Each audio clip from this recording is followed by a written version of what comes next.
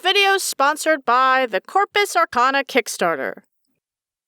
So, what pile were we left with last time, huh? First off, Godric tried to strike a deal with Gothy, being like, immortality, now, while being a colossal dick about it.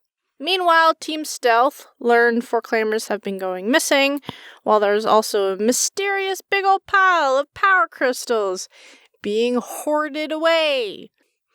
Then, naturally, Team Stealth did not live up to their name and was immediately found out due to God. So we cheesed it while Sips went and grabbed Gothy before she agreed to Godric's plan because of emotions. They zapped out of there and then monkey mad. To having a screaming match, to a breakdown, and then an understanding of, yeah, that guy. United, we all felt confident until we were brought back to reality as we see a big old gun out of Rachaka. One that's probably gonna steal one of the suns tomorrow. I mean, there's like 2 suns. So it wouldn't be like that bad if he took one. Right? I'm workshopping here! It's coming up fast and I'm feeling rushed, okay? Seems like Godric's also feeling rushed. Okay, but is it a real problem if Godric takes a sun? I mean, would you entrust the power of a sun to, let's say, Sips or Arena? Good point. What? So, on a bit of a tight schedule, we head back to Stella's children's camp, meeting up with Elowen, who's a bit miffed. The f*** did you do? Well, first of all, robbed a library. Nice. But no! The giant goddamn gun pointing at the sky! Things might have escalated? No shit! Yeah, it kind of escalated to us having to take down Godric's regime. Tomorrow. When? Tomorrow! Ow! What time? Preferably before that goes off. So, probably before noon-ish. Oh, okay, war before lunch. Yeah, we can help with that. Are you sure? Yeah, I thought you guys were the hippy-dippy, peaceful Foreclaimers. What? What gave you that impression? Empathy and stuff? Just 'cause we have empathy doesn't mean we can beat your ass. Let there be blood! Okay, but we're not doing the kill everyone option. So, with little time and the 2 suns rising perhaps for the last time, we prepare in the most stressful montage we've had this adventure so far. Luckily, while we were gone, Zanu and Stella's children figured out how to fix the blue screening dragon, which almost went bad, but thankfully they managed to override its kill everything function. Meaning we got another dragon to use, but not controlled by Zanu's magic. He's still figuring that out. It's like dancing! I don't know what that is. Also, why do you still have the plant? I picked it up, and now I don't know how to put it down. Meanwhile, we hand over the bag of Foreclaimer loot for people to decipher where the power supply of the city is and what the blueprints of the big old laser gun thing are. Then, while Gothy and Stella's children make battle plans, Arena and Sips chill out by watching Jack ask Masika, can you teach me how to use a crossbow? How? You have such tiny arms. And hands. Though you did hit the pink-haired girl. Not on purpose. Not on purpose. Please? Very well. So, after a few rounds, Jack starts to at least remember to put the bolt in. His accuracy is still not great. You are terrible. Has anyone taught you about encouragement? You are terrible. For now. I guess that's encouraging? You will die if you participate in this battle. Maybe I should define encouragement. Why are you even trying? The chance of you surviving is slim. It's simple. Because I have something I want to protect. My friends. For friends. People you want to be around and help. Not out of obligation, but because you want to. Look, I've always been a coward. But this is the first time I felt like I don't want to run away. I didn't know if coming here was my choice or not. Weird crystal stuff, it's complicated. But now, I know. I might not be a fighter. But I have to try. Because if I don't, I might die anyway. Or I'll live to regret. And that already feels like death to me. So what about you? What are you fighting for? Simple. Survival. Now shoot.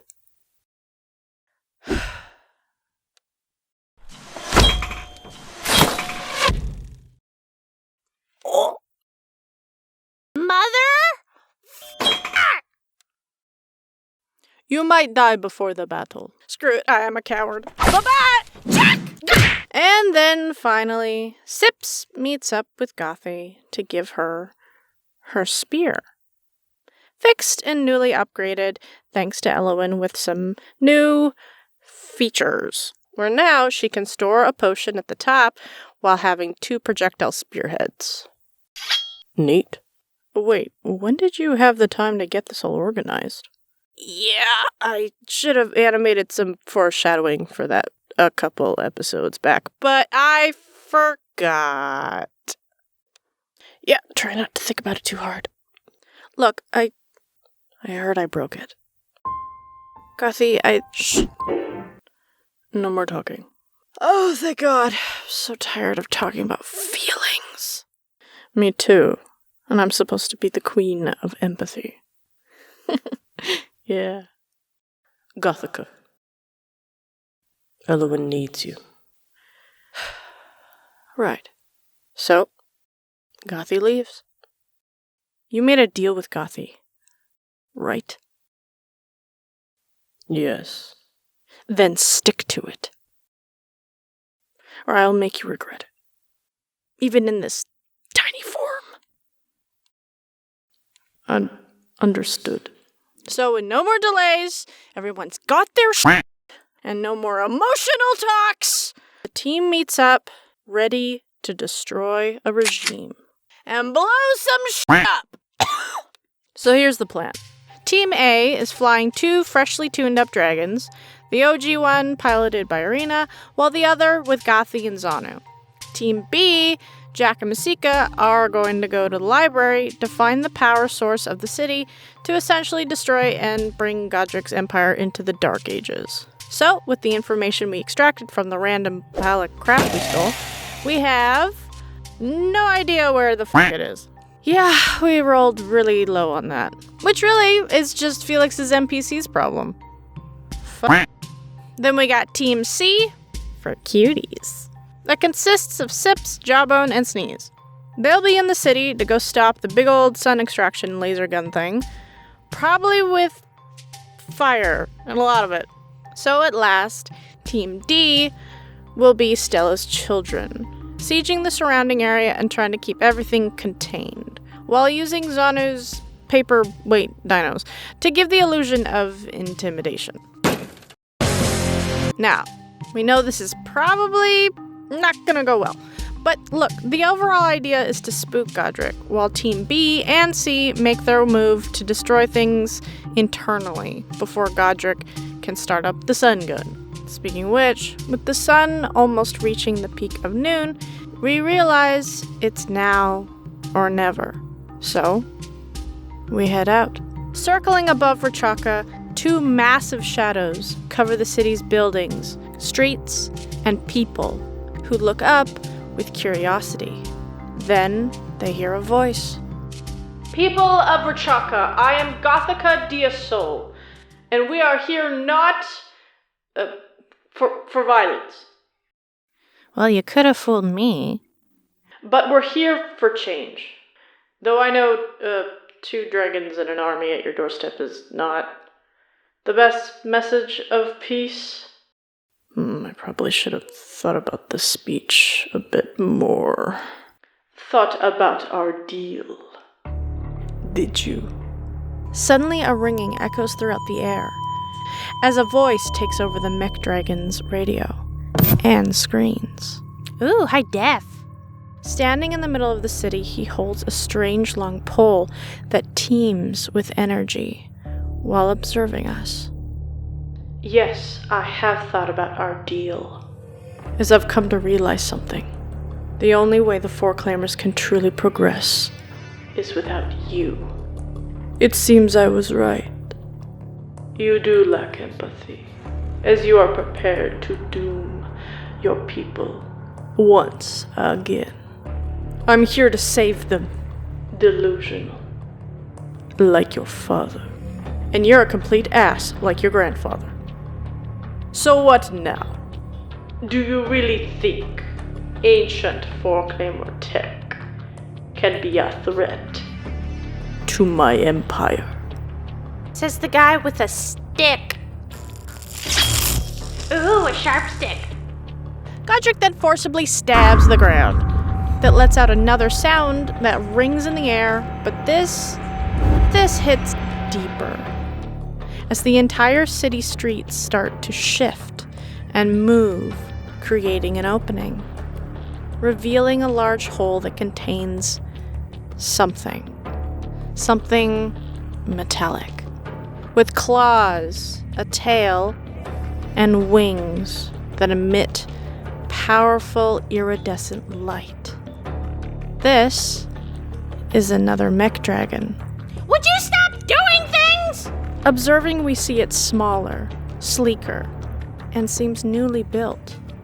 Created with the same dark metal, with iridescent light running all throughout it.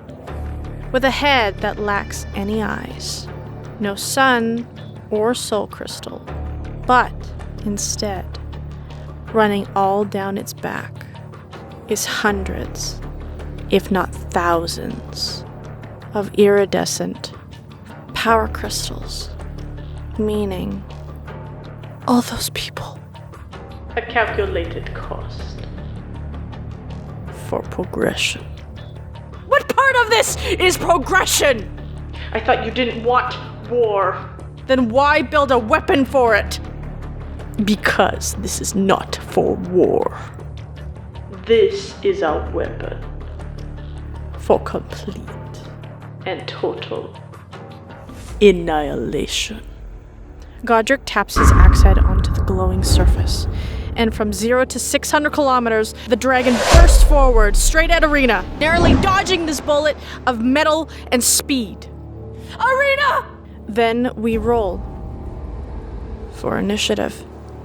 Before we have a moment to react, Godric swipes his blade at Gothi's dragon, slicing its head in two.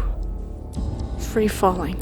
All there is gravity, as a functionless metallic behemoth plummets to the world below, with Gothi and Zanu falling with it.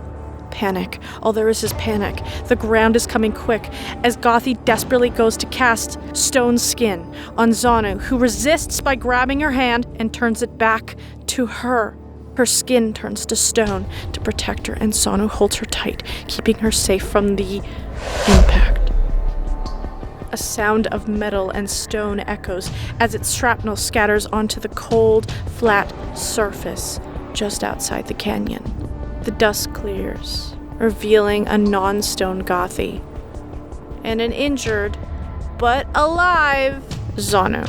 What can I say? He's got god bones. You're okay. Okay is a strong word. Then they feel the ground beneath them shake.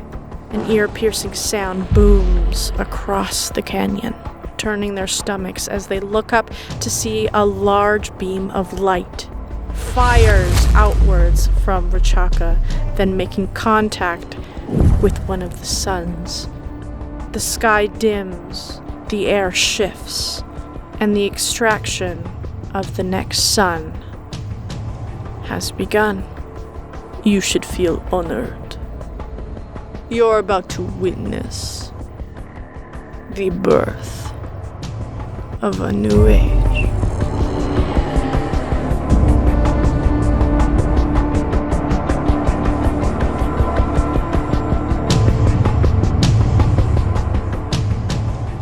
This video is sponsored by the Corpus Arcana Kickstarter. Do you like blood? Good. Corpus Arcana is a D&D 5e supplement that essentially lets you play as a blood-obsessed Linkin Park loving motherfucker who uses the forbidden red Kool-Aid as a weapon. Did I have a stroke when I wrote this? Look, it's a book full of blood magic with a new intelligence-based caster. The Sanguinemancer. I don't know, you pronounce that. Sanguine. With 3 subclasses, Hot-Blooded, the Puppeteer, and the Flesh Weaver. Squishy man. They got 38 new bloody spells, 22 new twisted magical items, which if you back their Archivist tier of $75, you will not only get some cool stuff, but also you'll be able to work with their team to come up with a name for an item along with a quote. They're also giving away a PDF of a barbarian subclass called the Path of the Butcher. So download it and back the Kickstarter while you can. Link in the description down below. Also, before you go, you might have already seen, but Fool's Gold is officially being made into a graphic novel. Meaning you'll be able to experience episode 1 to 6 in comic form, in full color, with more jokes, which also was animated by Gothy's Player. Right now we're in pre-order as this will be physically released on July 22nd, 2025. You can go to foolsgold.fun/comic to order yours today in North America. We're working on the UK at the moment. I will let you guys know on my socials when updates happen for places to purchase it. So yeah, thank you everybody who's pre-ordered it or just shared it. It's a big step for Fool's Gold, so we'll see how it goes.